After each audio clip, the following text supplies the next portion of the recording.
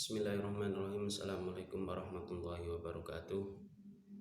Innal hamdalillah amma ba'du.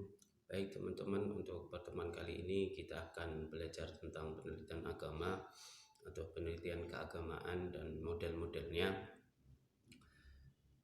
Langsung saja, penelitian keagamaan atau penelitian agama, kenapa kok agama itu menjadi objek sebuah penelitian? Apakah bisa? Sedangkan agama itu adalah bersifat sakral, agama itu bersifat absolut dan lain sebagainya. Kenapa harus diteliti? Apakah bisa diteliti? Karena agama itu bentuk dari sebuah keyakinan. Apakah bisa? Tentu jawabannya bisa. Cuman di sini bukan agamanya yang diteliti, tapi apa? Kalau di dalam bahasa Profesor Amin Abdullah, agama itu ada dua, yaitu agama sebagai normativitas dan agama itu sebagai historisitas.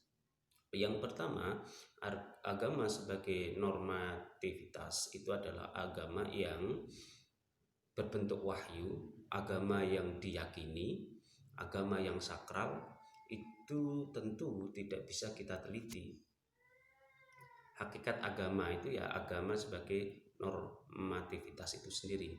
Tapi di sisi lain agama juga sebagai historisitas. Apa itu agama sebagai historisitas?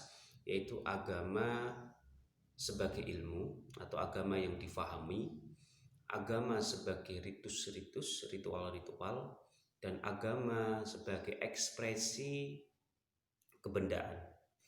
Jadi disinilah letak penelitian agama itu sendiri atau penelitian keagamaan itu sendiri. Jadi bukan wahyunya, bukan keyakinannya, tapi ekspresi dari keyakinan-keyakinan itu sendiri, atau ekspresi dari memahami sebuah wahyu itu sendiri, dan itu dinamakan sebagai agama sebagai historisitas. Yang pertama, kalau dilihat dari sudut pandang ilmu pengetahuan atau pemahaman, agama di dalam aspek historisitasnya itu akan memunculkan ilmu pengetahuan agama. Di sini ilmu pengetahuan agama itu atau ilmu keislaman, kalau kita pelajari agama Islam, ilmu keislaman itu ada 3 pokok ilmu menurut para ulama. Yang pertama adalah ilmu akidah, yang kedua adalah ilmu syariah atau ilmu fikih tentang hukum, yang ketiga adalah ilmu tasawuf atau ilmu akhlak. Yang pertama ilmu akidah. Ilmu akidah ini adalah bentuk dari hasil dari pemahaman wahyu, ya, pemahaman wahyu agama, interpretasi dari wahyu agama. Tentu dalam hal keyakinan, tentang keimanan. Karena sudah barang tentu karena ini adalah sebuah pemahaman tentang wahyu, tentu di sini akan memunculkan banyak perbedaan. Di dalam ilmu akidah sendiri, kalau teman-teman belajar ilmu kalam, itu akan menemukan banyak firqah. Ada firqah Syiah, ada firqah Murji'ah, ada firqah Mu'tazilah, ada firqah Khawarij, ada firqah Jabariyah, Qadariyah, ada Sunni, ada Asy'ariyah, Al-Maturidiyah, dan lain sebagainya. Yang mana setiap firqah ini mempunyai konsep keimanannya masing-masing. Kenapa ini terjadi? Karena saya ulangi lagi bahwa ini adalah bentuk dari pemahaman terhadap teks agama. Apa itu wahyu itu sendiri? Maka karena bentuk dari pemahaman wahyu atau teks, maka akan memunculkan perbedaan-perbedaan di situ. Apa cuma terjadi di dalam ilmu akidah? Tentu tidak. Di dalam ilmu fikih itu juga, di dalam bidang fikih atau bidang hukum atau ilmu fikih itu juga mengalami banyak perbedaan. Tentu yang paling masyhur kita tahu bahwa di dalam fikih ada 4 mazhab. Ini yang paling masyhur, ya. Yang tertua yang pertama mazhab Hanafi, ada mazhab Maliki, ada mazhab Syafi'i yang di Indonesia atau di Asia Tenggara banyak memakai mazhab ini. Yang terakhir mazhab Hambali. Tentu setiap mazhab mempunyai konsep masing-masing dalam berijtihad. Saya kasih contoh. Di dalam bab sholat saja, 4 mazhab ini tidak ada satupun yang sepakat yang sama, itu tidak ada.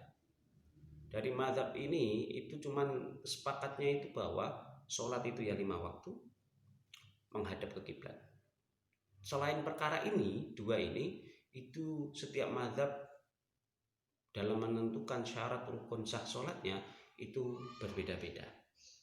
Kenapa berbeda? Ya saya katakan lagi, karena ini adalah bentuk ekspresi dari pemahaman terhadap teks. Tentu setiap ulama akan berbeda-beda pendapat.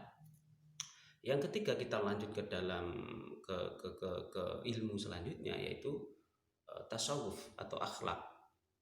Di sini juga mengalami perbedaan-perbedaan. Tentu kalau kita belajar ilmu tasawuf, itu akan kita menemukan 3 kelompok besar: tasawuf akhlaki, tasawuf amali, dan tasawuf falsafi. 3 kelompok ini mempunyai ciri khas konsep tasawufnya masing-masing. Oke. Saya ulangi lagi kenapa berbeda, yaitu tadi karena ini bentuk dari interpretasi terhadap teks. Apa itu? Ya wahyu, dari teks wahyu itu sendiri. Maka akan mengalami atau tidak bisa terhindar dari perbedaan-perbedaan pendapat. Itu dari aspek pemahaman. Selanjutnya, di dalam Islam sebagai historisitas itu juga bisa dilihat dari aspek ritual. Di dalam aspek ritual itu juga akan bermacam-macam, karena di dalam agama itu ada ritus-ritus tertentu, ada ritual-ritual tertentu. Ya, contoh sholat. Contoh di dalam agama ada perintah untuk memberikan sebagian harta kita yang kita sebut sebagai zakat. Jadi ada ritus pemberian sebagian harta kita kepada orang-orang yang tidak mampu. Ada lagi ritus di mana pemeluk agama, tentu di sini Islam, umat Islam tidak diperbolehkan makan minum di siang hari, yang kita sebut sebagai ibadah puasa. Nah, itu dari praktek-praktek itu bisa diteliti. Yang nanti dari ritus-ritus ini pun akan kawin dengan budaya-budaya setempat. Saya kasih contoh, kalau di Jawa itu ya seringnya penggabungan dengan budaya-budaya setempat itu, contoh kayak Idul Fitri. Idul Fitri itu kalau kita lihat di Jawa, khususnya di daerah kita ya, di Jawa itu ada ritus halal bihalal, maaf saling memaafkan.